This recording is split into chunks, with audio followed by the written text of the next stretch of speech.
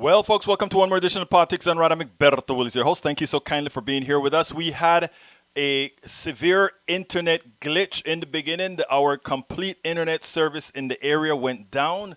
Well, it suddenly came up, I guess, 30 minutes prior into the show. We're going to still have our full 1 hour show. So you have not lost anything, my friends. You have not lost anything. We are going to have the show for the duration.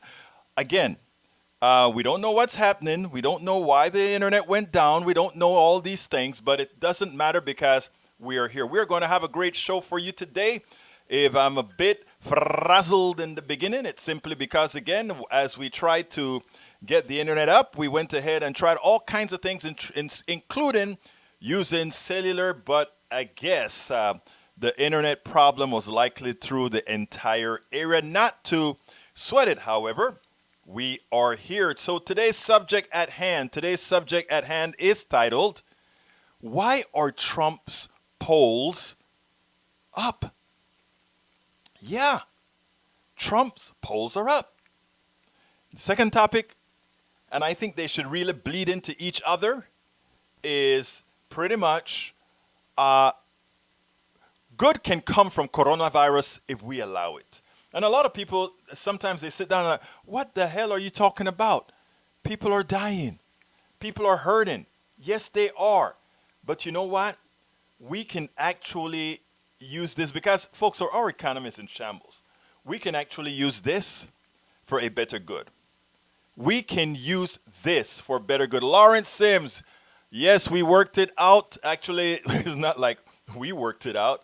It's more like it worked out on its own via the internet company. You know, we had when we called the internet company to find out exactly why are we not able to broadcast to YouTube, broadcast to all these other things. They said, okay, we have right now a 20-minute hold, and I'm like, oh my God, 20-minute hold. And as that was happening, we continued to play and recycle the modems with the hope that it would go through, and luckily the hope went through, and we got this stuff going. Anyhow, so we're going to have a great show as I cycle and get all these different channels up and running. We are going to have a great show. Anyhow, title of the show: Why are Trump polls up? Good can come from coronavirus, but good can only come from the coronavirus if we allow it. In other words, yes, it can happen, but we must allow it. So what exactly does this mean? Trump polls numbers are more than steady. They are actually rising. And I really think we ought to look at that. His polls are, in fact, rising. And why do you think that's the case? Come on, folks, ponder that. Why are his polls rising? Anybody have any ideas? Why? Drop me a note and tell me why he's rising. Anyhow, Trump poll numbers are more than steady. They are rising. Let's discuss that and why it is possible to create. Why is it possible to create a positive out of the coronavirus epidemic? We are going to have to do things differently, folks. We're going to have to start thinking outside of the box. We're going to have to start saying to ourselves, we have got to change things for ourselves. That's pretty much what we're going to have to do. And it's not going to be easy at all. It's going to be very, very, very difficult because the incumbent has a whole lot of powers at their disposal. And for those who think it's going to, for those of you who listened to me several weeks back, several months back, I said it was going to be almost impossible for Donald Trump to win if we put up the kind of candidate I thought we would put up. What I mean is an Elizabeth Warren or a Bernie Sanders. I knew that Americans were in such dire straits that if they saw a change, if they saw that their lives were going to change in such a manner that it was substantive, in such a manner that they could see the end of the tunnel, and it's not just, well, I better stay with what I have now because I know what I have. If Americans saw that, they are ready. They are ready to jump ship. Hello, Lee Grant. Welcome aboard. Sorry we're late today. So now that we have a status quo candidate, or I shouldn't say now that we have a status quo candidate, now that is likely that we are going to have a status quo candidate, many Americans are falling back because they see. I don't know anybody watching me right now. Did you see Biden's press conference yesterday? Yesterday or the day before? I don't remember which one. These days kind of run into each other. Anybody saw the press conference? I really would love to see anybody who saw the press conference without wearing colored glasses. I would like to know what you really, really thought about it, because I can tell you what I thought about it. And this is not because I am a Sanders supporter, not because I am a Warren supporter, not because I'm a Yang supporter, means that I cannot be objective as I watch other candidates, whether they be Joe Biden or anybody else. I can still be objective, and I was objective.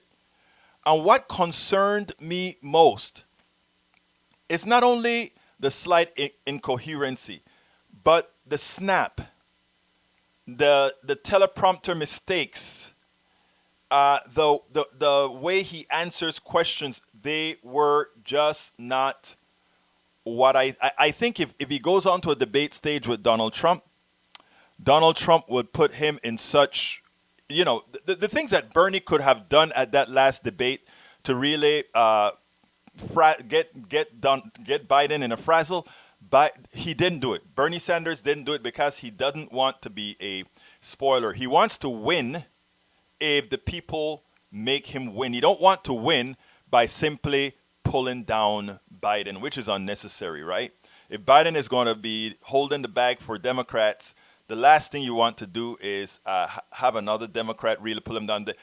As much as I speak about him, if you notice, I make sure that when we talk about Biden, it's not in a manner that is something that, anything worse than what Donald Trump would say or anything of that nature. And if you look at the way Sanders went about it, Sanders didn't make that mistake and really tear him up to that extent either. So, but anyhow, going back to the polls, his numbers are up. You know what I want to do? Let me go ahead and show you guys this poll, because as it turns out, when you see this, you're going to really notice that this is not some accident or something like that. Take a look at this. Let me go ahead and put the poll on the screen. If you take a look at, where are you, screen? There we go. Okay. President Trump's polls at 49%. There it is on the screen. And it says, President Donald Trump may be enjoying a small rally in public support as the nation faces the COVID-19 pandemic. 49% of U.S. adults, up from 44% earlier this month, approve of the job Trump is doing as president. Trump also had 49% approval rating, the best of his presidency, in late January and early February, around the time the Senate impeachment trial that resulted in acquittal. There are two different dynamics that happen there, right? The first dynamic is that he won the impeachment battle in that he was not impeached. And for those who are not very well schooled in all the things that occurred in that impeachment, they figured, oh, he must be innocent. Bam, his poll number goes up by a few people who just said, oh, he got off, just like what happened with Clinton. But then people started to realize exactly who the guy, that it wasn't quite an acquittal per se, that it was just they didn't have enough people to convict. But that said, this kind of a rise that he has with the COVID-19 is a bit different. Because what a lot of folks don't see is what's going on in the alternate media. In the mainstream media, yes, some of these people called Trump out for his lies. They call him out for all these things. But you know what a large percentage of people don't do? A large percentage of people don't watch mainstream media. A lot of people out there are watching this type of media, independent media, by all sides. And the side that's winning the independent media battle right now is not our side. The left in the independent media is not winning the battle. We have a few big ones. TYT is the biggest one of our independent medias. And then we have the little ones, the medium-sized ones, that are print only. We have the Common Dreams and these others. And then you have the independent shows like Politics Done Right, and you have a few others that are really, really trying to make it to keep people informed. But the majority of the monies, the majority of the income, if you take a look on Facebook and you take a look at the paid ads on Facebook and the particular throughput of the folks, and here's the issue with the problem with Facebook a lot of times, and I need you to understand this because people don't understand why this is the case. I need you to understand this. Facebook has an interesting algorithm, right? Facebook tries to give you the things that you are most likely to want and absorb. Well, Donald Trump has a floor of about 44% of people that want his material. And Facebook knows who those people are. So they all get continuous bombardment by the entire Trump intelligentsia. They get all his material. They get all his lies. The stuff that they get is plausible. I read them because I get right-wing stuff as well. In fact, a lot of the messages that the way it works is as follows. The Trump people send out blogs of different sizes, blogs that are ready-made. That goes to independent bloggers that are supporting the cause. Those independent bloggers go out and put all those blogs that comes sanctioned by the Trump machine. When they're sanctioned by the Trump machine, they all put these in thousands of blogs, right? And by the way, all these blogs are then supported by the machine. So if I decided that I wanted to be a right-wing blogger, I could be rich. Because what would happen then is that support would come from the machine for all these blogs that go out there that I get as well, right? I get the blogs to put on my site. I never put them on my site, of course. But that is what happens. And above and beyond the blogs, we also get the exponential increase in the data by Trump's teams buying a whole lot of Facebook ads, Twitter ads, and all these different ads in a lot of different forms coming from a lot of different blogs so that it doesn't look like it's one person putting it out. The reason you don't see it is if you are on Facebook, if you're listening to me on Facebook and you're a regular here with me on Facebook, you are likely getting most of your data that you like. Data, left, middle, and that's what they send you most of the time. Every now and then a Trump stuff may slip in, right? They may open, when they're targeting under Facebook, they may go ahead and open the window a bit to see if they can hold on and trap a lot of people, but they don't want to open it too wide to get to the very liberal folks who would then write material to directly counteract the programming that they're doing to their people. All of this is science. This is all internet science. And that is how they're doing it. No, Lee Grant, this isn't conspiracy theory. Because of how I do things, I get it on both sides. I get the data on both sides. So here's the deal. Like I said, the left, in our very, I don't want to say elitist way, but because we know truth always reigns, right? We don't necessarily support these if you take a look at Common Dreams, and you take a look at Daily Kos, and you take a look at Op-Ed News, you look at Politics Done Right, it seems like we're always saying, hey guys, support us, support us, support us. If you look at even Raw Story, the owner of Raw Story, a good friend of mine, you see these guys are constantly saying, hey, support us, support us, support us. We need your support to move on. But take a look at the right-wing sites. They have a little donate button, and they may every now and then put out a little message that say, hey, support us. But they don't need to do that. They don't need to bother you to say, hey, support us, because they are supported. Okay? They are supported. I am not going Alex Jones on you, Brother Grant. You know me better than that, Grant. That's why you're here all the time, brother. You know that what I'm saying. And as much as you are conservative, super conservative, You know that I don't just create stuff for the sake of creating stuff. I've been talking about this for a while. The reason I'm bringing this up is that when I saw the poll numbers today, I wanted to let our people, including you, you're my people too, know exactly why Trump numbers seem so steady and now rising.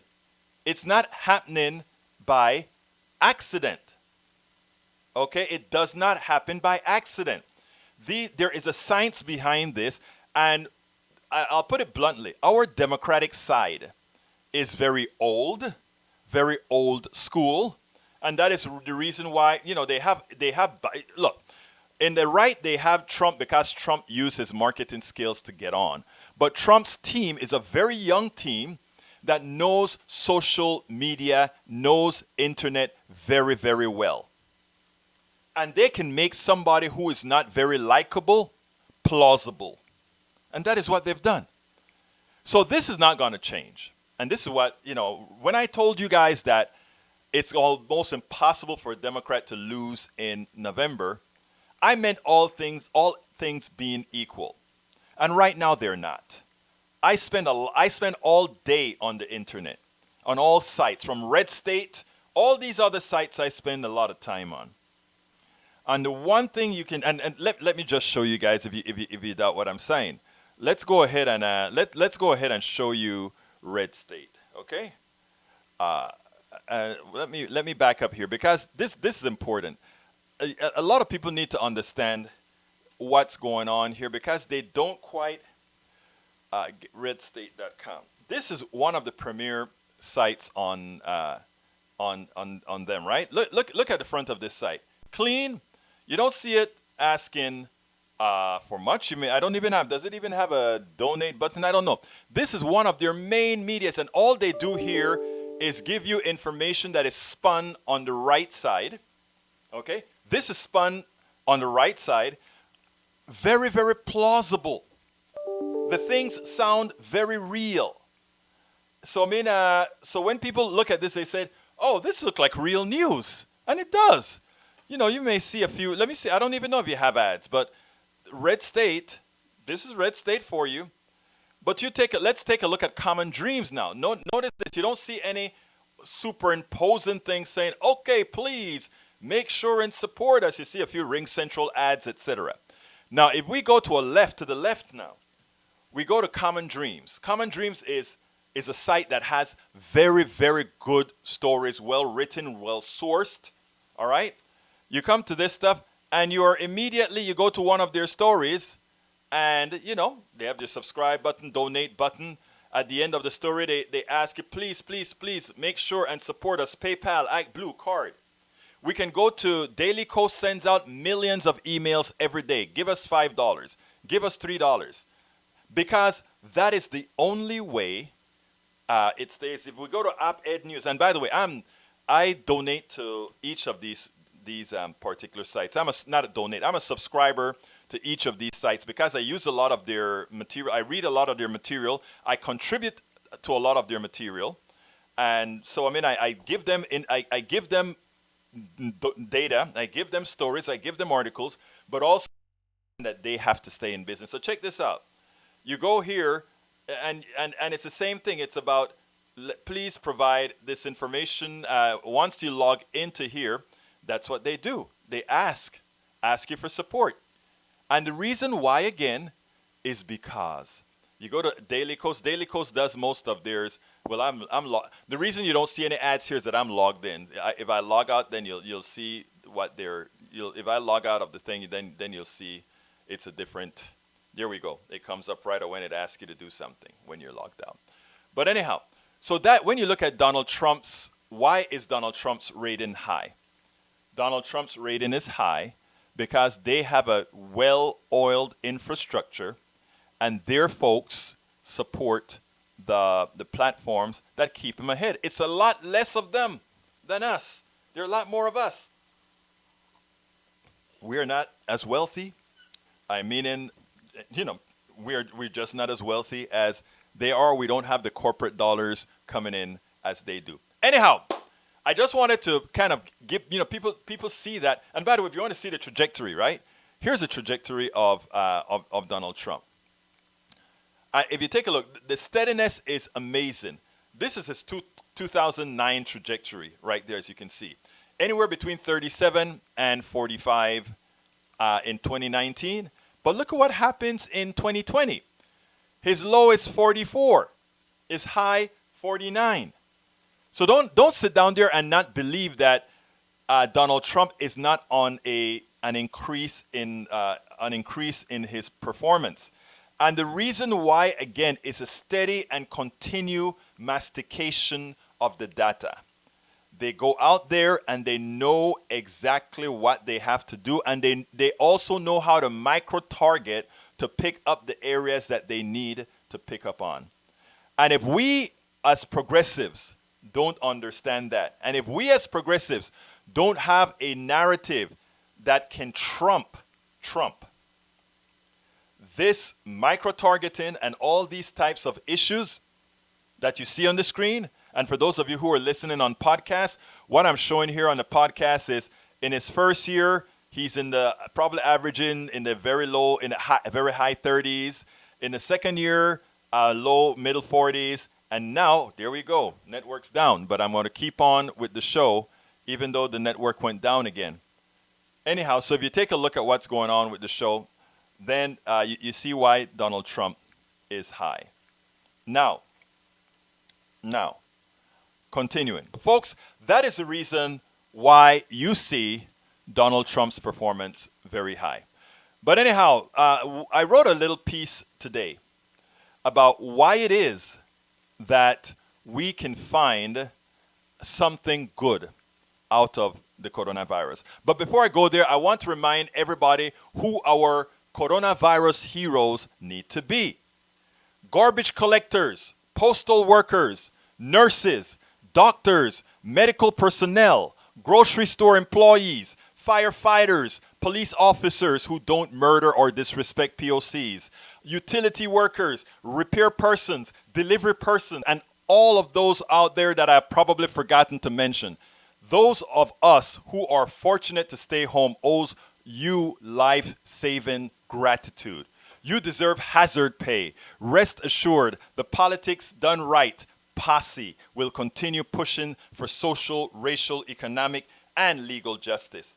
Anyhow, folks, as you probably know by now, the coronavirus $2 trillion stimulus agreement was reached. And from NBC News, we got the bill is also expected to include roughly $100 billion in assistance for hospital, $350 billion in assistance for small businesses, $500 billion in aid for corporations, including airline companies and cruise lines that have been hurt by the outbreak, and about $150 billion for state and local stimulus funds. Unemployment insurance would be also significantly bolstered to increase payments and extend the benefit to those who typically do not qualify, such as gig economy workers, furloughed employees, and freelancers. McConnell introduced this Republican proposal Thursday evening, giving lawmakers less than a week to negotiate a deal, draft legislation text, and schedule a vote. Negotiations, however, came to a head over how much additional employment insurance could be extended, as well as aid for distressed corporations. Schumer said the initial Republican plan would not dedicate enough money to hospitals, and he called for a Marshall Plan for the healthcare system. Folks, I also gave you in the same blog, the blog for this show, some coronavirus resources, specifically the World Health Organization, Johns Hopkins University in Medicine, and Harvard Health. I have links directly to the coronavirus pages on all of those. Anyhow, folks, good can come. Well, before I do that, I want to play something for you. Let's see here if I think I queued that up for what I want to show you. Right, is Donald Trump usually tells everybody that he can find. Usually says, this stimulus package or whatever package it is that he's fighting for, that he's trying to push out there, this is for the people. That's what he always says, right? Well, it turns out, not quite. Check this out, this little interview that he did with, check out this little interview that he did with, who did he do this with? Fox News. Check this out.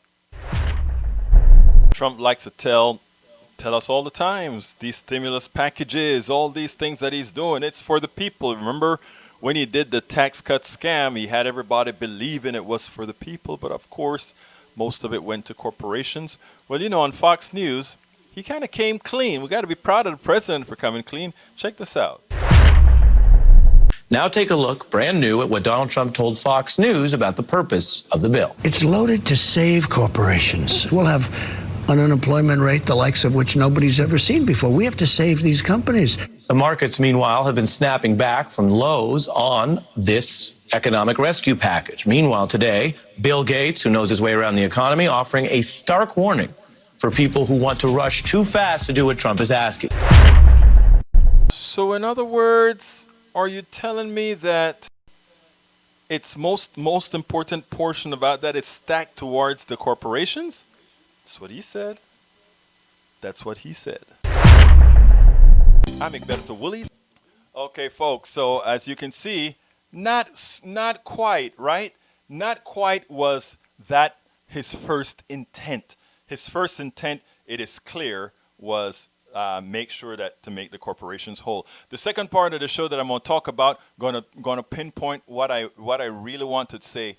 This is the time that we as American citizens, we as voters, ought to use to make sure that as we reinflate this economy, we don't just do it the way it has always been done, because the way it has always been done has always meant more and more and less, more and more for corporations and the small amount of people who are the executives with these corporations, what I call the guardians of the gates, and just a little for the people at large. But anyhow, here we go now with what I want to show you with respect to going back to work. Check this out.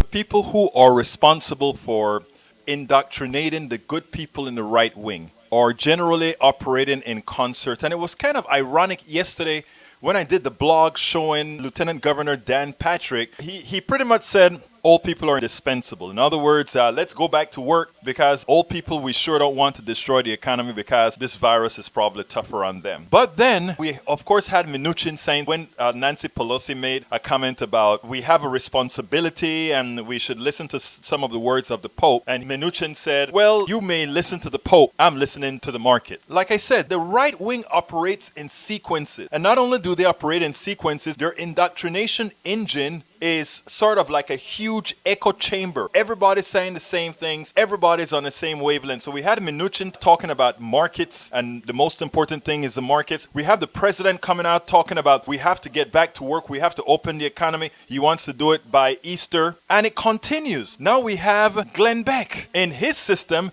Check out what he had to say. Well, hello, America, and welcome to the program. I sincerely hope that we are not at a place as Americans to where we are going to let the Democrats jam down the Green New Deal because we're at home panicked. I want to have a frank conversation with you and ask you where you stand. I'm in the danger zone. I'm right at the edge. I'm 56. In Italy, they're saying if you're sick and you're 60, don't even come in.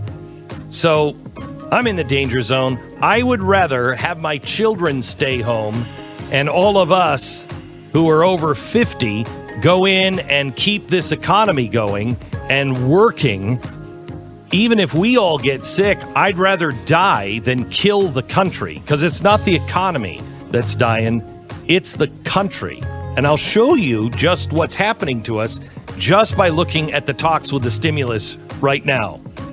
We have that coming up in 1 minute. I want you guys to notice something. And notice the ages that he's talking about. He's saying, hey, people 50 and above. We know that the stuff really has a very strong impact on people older than 60-something, 70, if you're not very healthy. A lot of this has to do with people having pre-existing conditions. But the psychology that's going on here is start telling these 50-year-olds, go back to work. You can go back to work because at the age of 50, people, they get more responsible. Notice the kids were still on the beach. The kids on the beach don't care about Corona. They'll go to work. They'll do whatever. They don't care. You notice he said 50. That was a magical number, 50, because he knows those people are saying, I need to take care of myself. I need to not get sick right now. And what they want to do is put in those people's heads, go to work, irrespective of what happened, go to work. This is so evil. It's sort of a mind control. It's sort of a using these people's right-wing ideology, people who believe they have right-wing ideology. I'll be frank. Most right-wingers, I like them. They're my friends as well. They live in my community. I look at much of what they have sometimes as, my God, how can you have yourself be consumed by an ideology that is designed to hurt you, is designed to extract from you? Folks, it's a concerted effort right from the top in right-wing to get folks moving, to start setting it up that irrespective of what happens, go back to work. Let's treat coronavirus like it's a common cold, like it's a flu. That is evil. Be careful and informed.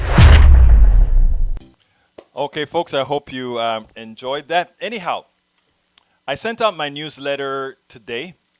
And, you know, I used to send a newsletter out every day and put a link to the programs. But like I've been talking to you guys about, I have been so busy. One of the reasons why the book is so behind is there are just not enough hours in the day. And I really was hoping to have some more time by now to start doing more than cutting my own videos, writing all these blogs, doing all the research, and at the same time getting the book done. It's just been a lot. Plus having my daughter who had a stroke, it took me another month or so to kind of get my head straight around her recovery, et cetera, et cetera, et cetera. So it's been difficult, but I'm starting to get a better arrangement. It's still 16-hour days, but I'm getting a better arrangement because you know what? All of us are doing things, man. Even those of you that are listening to me, we're all a part of this game, right? We're all a part of trying to make things better. So, you know, the reason I'm making an excuse for why I don't have my book out, and I'm making an excuse for why certain other things aren't done. Just want to let you know that the excuse is real, but as things get arranged a little bit differently, we may be able to extract a little bit more time. Like there are things that I'm working with. I just got a new remote service to that I can actually build a program in pieces in different areas so that I have, you know, in such a, to make it more efficient. I'm working on doing things like that to see if I can earn another hour a day that I can do some writing. If I can get another hour a day, I can write that, and in an hour I can write 10, 15 pages. So anyhow, so we're working on that right now. But before I go, but before I continue with the program, I think we're more than halfway done. I need to come to you and say, folks, please do remember that this is a program that needs your support.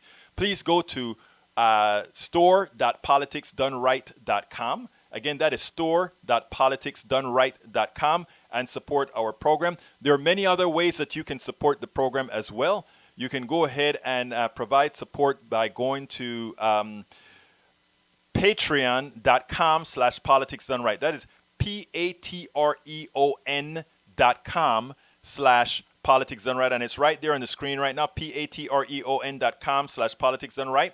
You can also, if you want to provide a contribution, you can go to paypal.me/politicsdoneright. Again, that's paypal.me/politicsdoneright. Alternatively, you can go to, if you want to support our equipment fund, you can go to gofundme.com/independent-media-upgrade. Again, that is gofundme.com/independent-media-upgrade. Then back again, of course, you can go to store.politicsdoneright.com. As we show the program on the screen, all of this is scrolled. So, I mean, it's scrolled continuously for how to get to our YouTube, how to get to our Twitch, how to get to all those things. And of course, you can support us by getting the book, As I See It, Class Warfare, The Only Resort to Right-Wing Doom. Okay, continuing with the program. Thank you so kindly for indulging me on that. But of course, we also need to fund our stuff so that we can actively compete in the political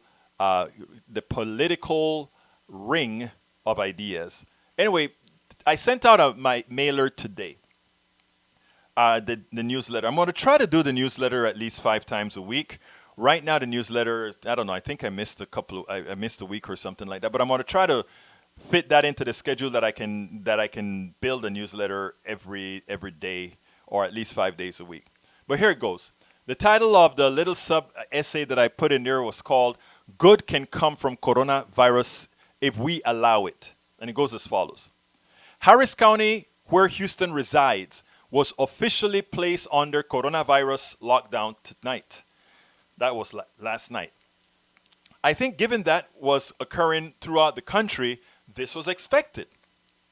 The truth is, this lockdown put my mind at ease knowing that our leaders were taking the pandemic as seriously as many of us thought they should.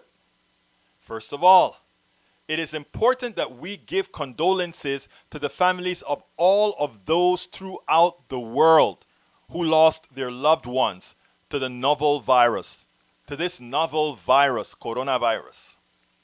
We must not allow the passing of these good people to go in vain.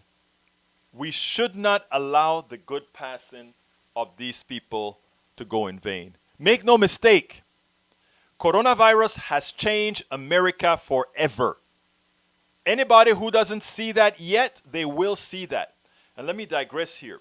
You cannot stop every business of consequence, every restaurant that doesn't do takeout, every restaurant not configured in that manner is likely going to be out of business, if not forever, for a long time. If you don't understand that if you are staying home, all the businesses that you would have gone to, and a lot of people don't realize all the businesses they go to. You go buy a card at a store. You go to buy a sandwich at some of these sandwich shops that don't do delivery. You go and you buy you go to the movie theater and you get your popcorn and you get your sodas, right? Now, all of those businesses, that's not the only person that when you don't go to the theater, when you don't go to the movie theater, it's not just that movie theater that is deprived of business, right? That movie theater used to buy popcorn from another company. It used to buy sodas from another company. It used to buy M&Ms from another company. And all these theaters, etc., are no longer buying from those companies. Yeah, a lot of those companies are centralized distributors. Well, they're not being serviced anymore. So they may not lose all their business because there are few restaurants that are still working. Hospitals still have to make meals for people. Some schools are still delivering meals to people. So they're still making some money, but a lot of the money they're not making. Now, the grocery stores are cleaning up, right? Because everybody's at home and they're eating more at home.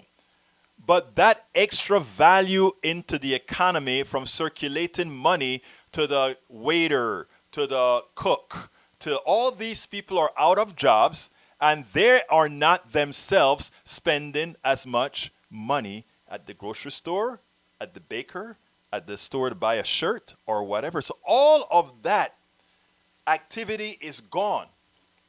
What that means is those companies who used to import that stuff from Taiwan, they used to import that stuff from Appalachia, they used to import all these things, they're no longer having to import it because they're not selling it. This is a cascading effect in motion. One of the things that's panicking Donald Trump, why he wants to open the economy up before the pandemic is over, is because he understands what's going on, which he's rightfully concerned. And this is not something for any of us to be happy about because it's a lot of pain for a lot of people. And the only one that can alleviate that pain at this point in time is the government, we the people, because we have the ability to create currency for whatever is needed now. The people that will suffer the most are, let's say, when I say suffer the most, I'm talking now financially, are those people who are dependent on you, right? The executive finally found out that they are nothing without you. The shareholder of these companies are finding out they're nothing but you. And that is why it was so easy for them to give everybody $1,200. And you know what? They're likely going to give more because that is what they need to do to reinflate the economy, and those businesses need to be reinflated. I'm going to stop with that narrative there and continue with the pros. Make no mistake, coronavirus has changed America forever.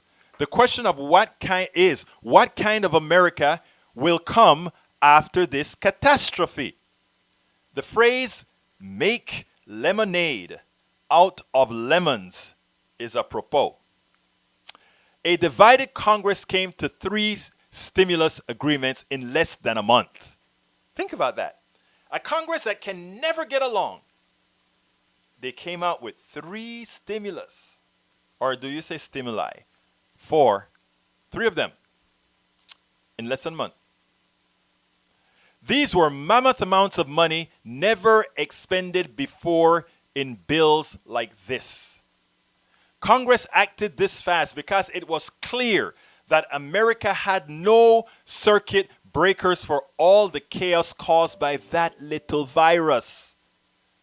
It had the capability to overrun our healthcare system, our economic system, our supply chain, and much more. That one little virus. In an economy that matters, in an economy that's designed well, that would just be another factor within the economy, but I digress. Congress developed the will to invest in corporations, small businesses, and to a very small extent in the most individual Americans. Unfortunately, this investment is solely for temporary comfort, the maintenance of the status quo, the current modus operandi. That's all they're doing. Maintaining the status quo, maintaining the current modus operandi. They're holding time. We're going to keep things exactly the way they were. We just need to put a little bit of primer in there till we can start. Get that coronavirus out of your bodies, and then we can start doing things exactly as we did before. But good can come from the coronavirus catastrophe. We saw Congress develop the will to save sectors in 2008. Again, we see the same in 2020. Activists understood for decades that despite the fiscal austerity preachers' utterances, we could always create the resources to invest in every aspect of our economy without any penalty of inflation, as long as there was not manufactured scarcity of resources and products. What do I mean by that? The only reason you don't want to print a whole bunch of money to inflate an economy is if you have something that's scarce. Let me give you an example.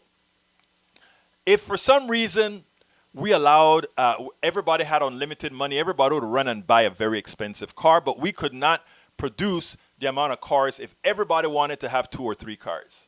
So what would immediately happen to car prices is they would go all the way up because there would be a lot of people chasing one car. But if you don't have a lot of people chasing one car, but you don't have the means to sell cars, throw the money in the chain and say, okay, here's money, go buy a car. People say, oh, that it doesn't, to the average way people think, right? To them, because of how they were programmed, that simply doesn't make any sense. But it does. It does.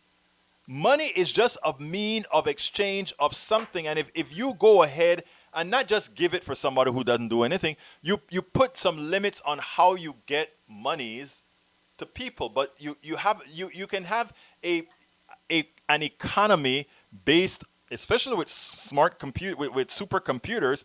We can actually calculate all these things, how much money a particular job needs to get. There are a lot of calculate, and again, I am just putting this on the high, talking about this at the high level. There are a lot of economists much smarter than I am that can actually say how these things would work. And there are a lot. The problem is right now we still are under the influence of the Chicago boys.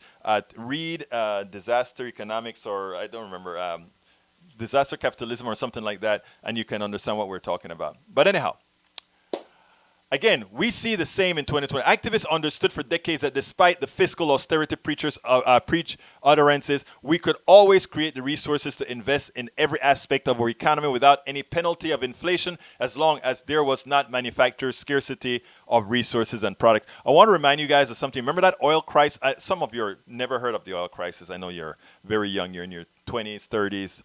But the oil crisis, I was a kid then. I remember in the 70s. I was a real kid. And I remember the oil embargo. And immediately the prices went through the roof for oil, right? And then all through the rest of the years, I think the oil companies learned something there, right? They could create manufactured scarcity to keep the price of oil high. So they were, while they may complain about OPEC, they didn't mind when OPEC had high oil or restricted oil, because that means Texas oil went up in price too. And they made a lot more money without using up a whole bunch of their reserve. We got to understand that the way the system is, a lot of our scarcity is manufactured. When you go ahead and have to pay $1 or $2 for water, when you pay $1 or $2 for water, when water is, we are surrounded by water, and I guarantee you, filtrating salt out of water or impurities out of water doesn't come out to $1 a gallon. Okay? Using that word again, manufactured scarcity and evil capitalism is what causes you to spend $1 or $2 for a gallon of water. And it comes from that tenet again that says, whatever the market will bear. Anyhow, continuing. Progressive policies that many politicians claim are too expensive. Progressive policies that many politicians claim are too expensive and cannot be paid for must be in the good that we take from this pandemic. That must be the good that we take from this pandemic. Let me explain. When you take out $250,000 loan for a home, the home itself is the instantiation of that paper. In other words, somebody give $250,000 that you promised to pay back, but that house that gets built is also $250,000. So they cancel out, and eventually, because of the way things work, the appreciation, there's a good chance that house appreciates in value. There's a little bit more technicalities that I don't need to go into, whereas even though that money was created for the loan, it still existed, but we're not going to go into all of that. When you take out a $250,000 loan, there's really nothing that changes, because that house represents that $250,000. Why is it? Or let me just read what I wrote.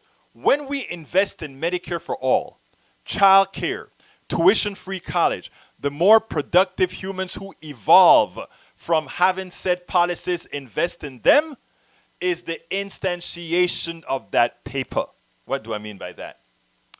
A cultured kid, a person, a human being that you've invested good health care into, that you've invested good knowledge into, that you have invested child care into, comes out to be, in the aggregate, there are exceptions, but in the aggregate, a well-rounded person that is ready to provide services to society at a much higher level than somebody who's left to frail. And so it's an investment.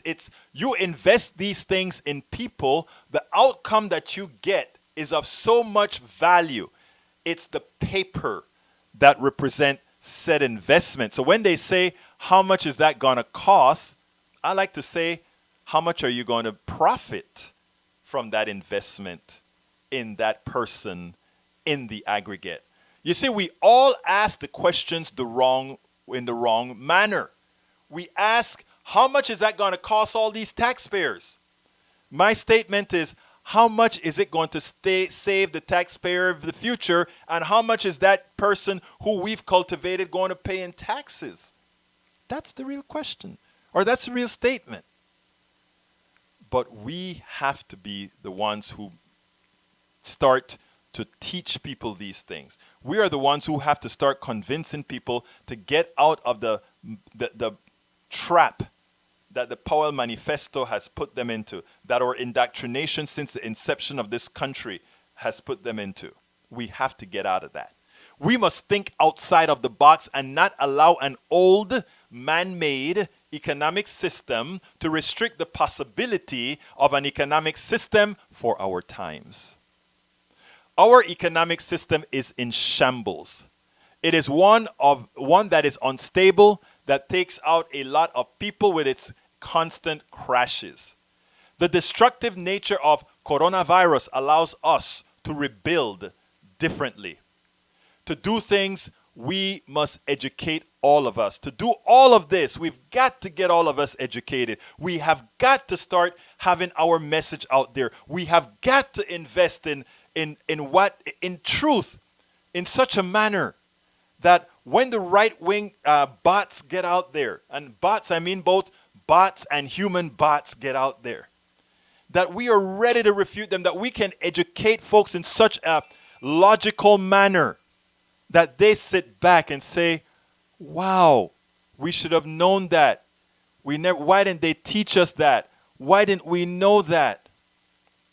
Look, folks, our economic system is in shambles. It is one that is unstable, that takes out a lot of people because it crashes a lot. The destructive nature of coronavirus allows us to rebuild differently. To do this, we must re-educate all of us. Politics Done Right intends to do its small part, among others, to humbly enlighten us all on the possibilities.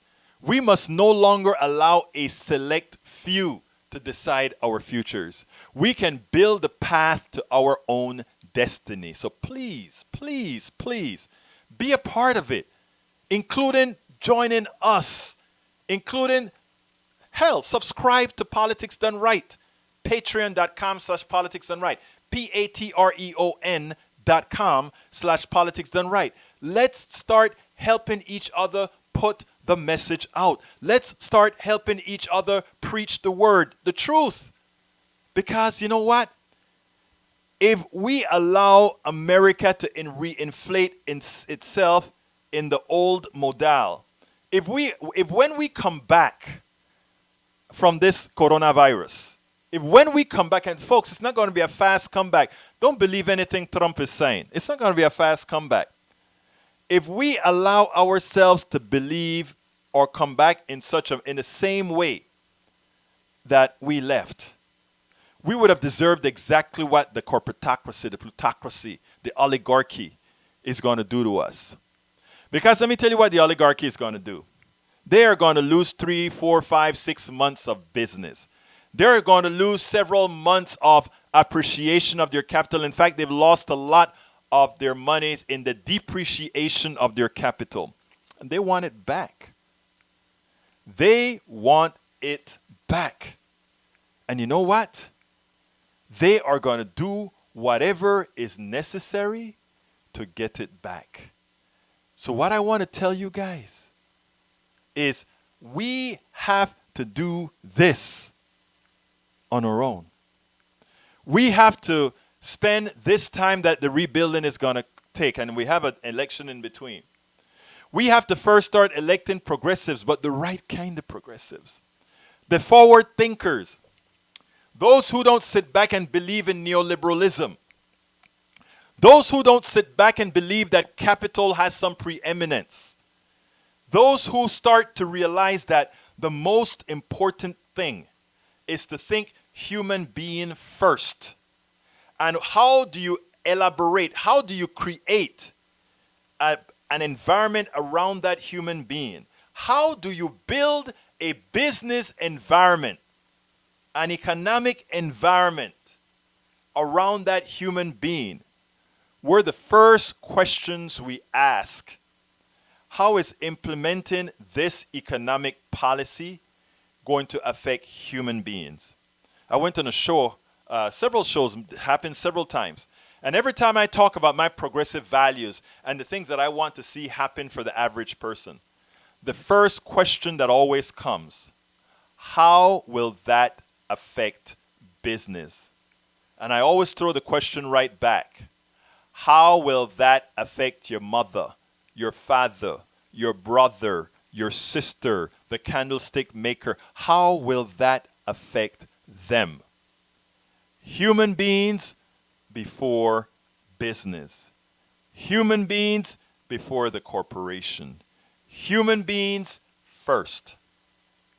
When we start thinking that way, which better be now because we are in the process of rebuilding. When we start thinking that way, I promise you, we will elect the right people. Not only will we elect the right people, we'll start passing laws that inoculate us from the plutocracy. And in fact, in the long run, there will be no plutocracy. In the long run, we'll continue and have a real meritocracy where your works determine your wealth. Right now, the wealthiest people in this world are the ones who do the least work. Everybody else works for them. That is not earned wealth. That is wealth that is stolen from others. And it is a hard concept to grasp when we have been taught to learn to revere those who have been able to become billionaires. And I always ask you, take you through the steps of what made you a billionaire. An economic system that says, if I can create stocks to turn your company into a bunch of little pieces and sell it and get that to appreciate, I can make a lot of money. Not you, but I do. I mean, there's a whole lot to learn here, folks, and that's the intent of Politics Done Right. Folks, I thank you so kindly for listening to me. Please don't forget to become members. Go to patreon.com/politicsdoneright, patreon.com/politicsdoneright. This is Politics Done Right. You know how I end this baby. I am what? You know how I end this baby. I am what? Out. I'm Egberto Willies, host of Politics Done Right, an independent news program. I post several news videos of interest every day. I ask you so kindly to subscribe to my channel, and please leave me some comments. Thank you very much.